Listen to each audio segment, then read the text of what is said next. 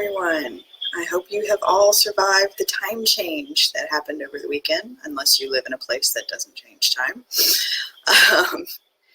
So this could be a little interesting. I've already sent one of my kiddos back to bed, so hopefully we won't get interrupted. All right, let's go ahead and open in a word of prayer. Father, thank you so much for this time we have together. And thank you for your word and for just continuing to teach us each and every day more about yourself and more about all of the many things you've created. It is in your most holy and precious name we pray. Amen. All right, I know it's early, so if you guys are catching the replay, just hashtag replay for me.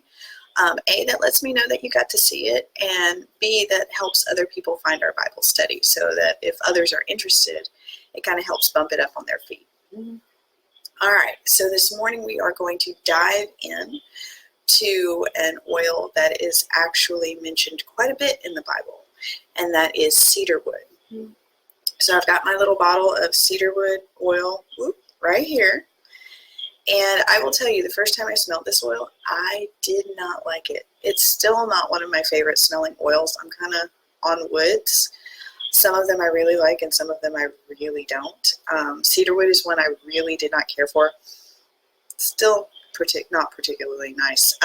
The first time I smelled it. In fact, I have heard people compare it to cat urine the first time they open it, which, yeah, anyway, it's strong. It's a strong oil. Now, I love things made out of cedarwood, like cedar chests, and my yard is actually surrounded by cedar trees. So I do like the wood. The oil can get a little strong, though. All right, so let us dive in to what the Bible has to say about cedar. So if you type in or look up cedar or in your concordance, you will actually find that it is mentioned quite a bit in the Bible.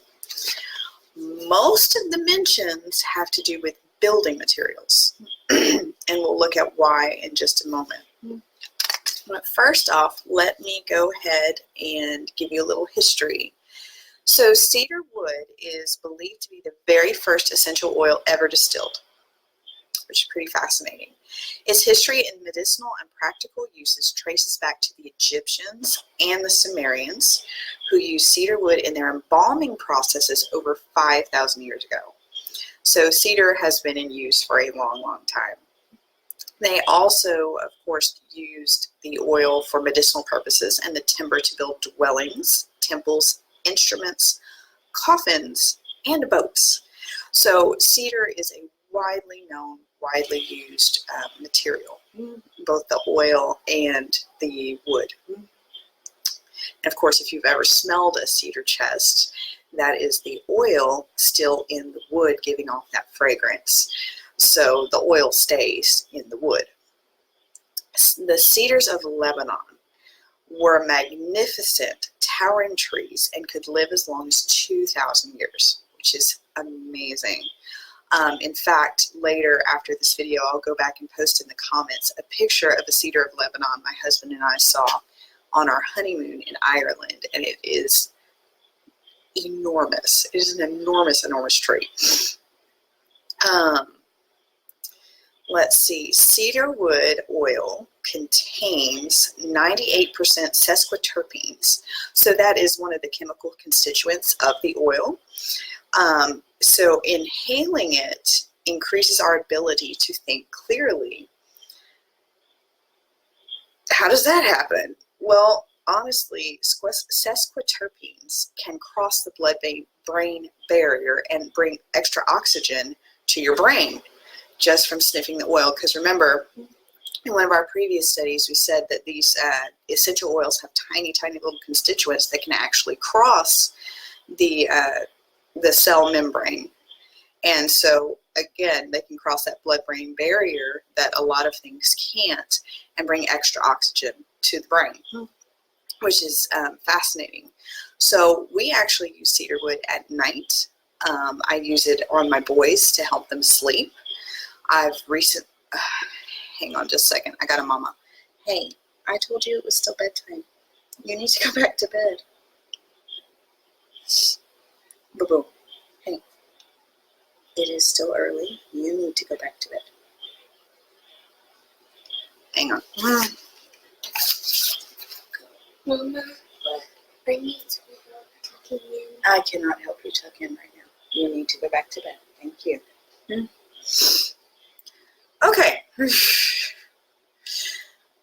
Where was I? Right. So sleep. I found that Cedarwood actually helps my husband and my son sleep better. And then I have recently started using Cedarwood personally. I didn't need help falling asleep, but I've recently learned that lack of dreaming can be a sign of a hormone imbalance in your pineal gland. So I've recently started just putting some Cedarwood on the back of my neck before I go to sleep. Now, I haven't been doing it long enough to notice any difference in my dreams yet, but I am very hopeful that I will get that back in balance soon. All right. So, of course, we also mentioned the connection between smells and emotions. And cedarwood, the smell, is actually connected with the emotions of conceit and pride, helping your body get rid of those. Because remember, we want to get rid of the negative emotions and we want to hold on to positive emotions. And all right, so we are going to go ahead, grab your Bible. We're going to start digging in. And like I mentioned earlier, mostly cedar is mentioned as a building material. So of course, the most prolific builder that we have mentioned in the Bible is King Solomon. Good morning. Good morning. Welcome for joining us.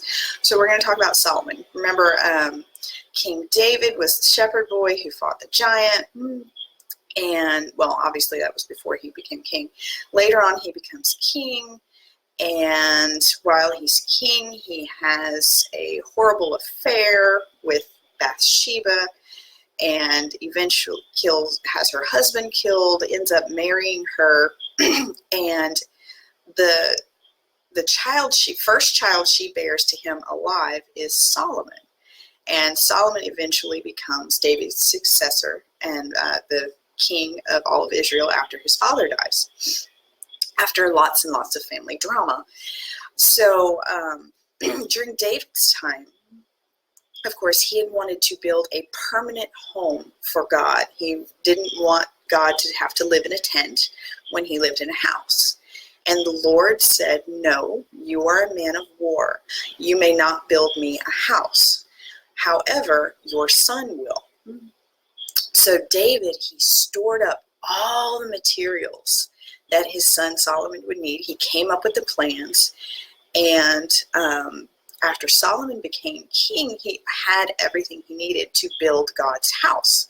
And of course, cedar played a huge, huge part in that. Right? So Solomon asked God, God's called him in the night and said, ask me for anything. And Solomon asked God for wisdom on how to rule his people.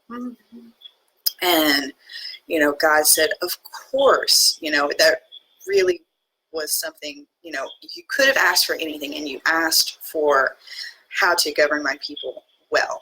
So he granted him wisdom, he granted him fame, he granted him fortune, all these things. So Solomon became incredibly wealthy and incredibly well known for his wisdom throughout all of the ancient world. And there's entire passages about that in First Kings. So let's go ahead and look at First Kings chapter 6. So let me pull out my book here. First Kings, I'm in Chronicles, Second Kings, First Kings. Nope, that's still Second Kings. There we go. Chapter 6. All right, and we're going to start at verse 11 and go to verse 15. Then the word of the Lord came to Solomon, saying, concerning this temple which you are building, if you walk in my statutes, execute my judgments, keep all my commands and walk in them, then I will perform my word with you, which I spoke to your father David. And I will dwell among the children of Israel and will not forsake my people Israel. So Solomon built the temple and finished it. And he built the inside walls of the temple with cedar boards. From the floor of the temple to the ceiling, he paneled the inside with wood, and he covered the floor of the temple with planks of cypress. All right, so we see the entire inside of the temple is coated in cedar wood, and then the floor with cypress, which is very durable, and we'll talk about cypress another day. But right now we want to talk about cedarwood. So the entire interior of the temple is coated in cedarwood, and all of that wood is fragrant, which means it still contains the oil inside. And remember that oil is linked emotionally to conceit and pride, which is pretty cool. So think about it. If Solomon is constantly going into the temple to worship the Lord, he is smelling these oils, right, of all that cedar wood, and it's helping him get rid of those emotions of conceit and pride. And you know what, with all of the wisdom and the fame and the fortune, how easy would it have for him to have become a dictator who didn't care about his people but made it all about me? And if you read through Solomon's life, you see towards the end of his life that he stopped worshiping the Lord, that he turned to the idols of his foreign wives, which means he stopped coming to the temple, which means he stopped getting that support that the Lord had placed in the temple for his brain in the form of cedarwood, you know, and smelling that all the time. It's just fascinating how God does stuff, how just the mention of a building material, when you dig into it, there's so much more to the story. So, you know, in here, is it one of the Proverbs, or I think, anyway, it's the treasure of kings is to dig out or dig into the word, and I don't remember the exact quote, forgive me, it's very early. Anyway, so there's a lot of things when you don't understand something, a lot of times what I'll do is I'll pray about it. And before too long, the Spirit will reveal something, and it's like, oh, that's what that means. And so, yeah, building materials. Who knew? But, you know, just really, really cool stuff. All right. I'm sorry, I'm seeing if there was anything else. Yeah, so there's a little bit more I'm just going to read to you real quick. And it's, at some point, Solomon stopped visiting the temple with regularity, right? And we see that in his story. We also know as he aged, he got distracted from the one true God who had supported him and provided for his needs and desires. We certainly don't want to read into this that cedarwood could have kept Solomon from sinful choices. Solomon didn't lose touch with God because he lost touch with the oil, right? It was a choice. Rather, you know, it probably happened the same way it happens to us. You get distracted. You find success in something and you don't give full credit to the Lord. You take some of that credit for yourself. Or there's a loss and you can't yield to his sovereignty, right? You get angry at him. And then next thing you know, you're on this destructive spiral downward, right? So it comes back to what we're going to choose to do. Are we going to stay yielded and humble and trust him? Or are we going to trust ourselves or something else in the world? So, the Lord gives us tools, and it's up to us if we want to use them and give him credit, or if we want to not. So, learn something from Solomon. All right, I do believe our time is up for this morning. I hope you've learned something, and like I said, I will go ahead and post that picture of the Cedar of Lebanon in the comments, and I hope you guys have a fabulous day. Happy Monday. Bye.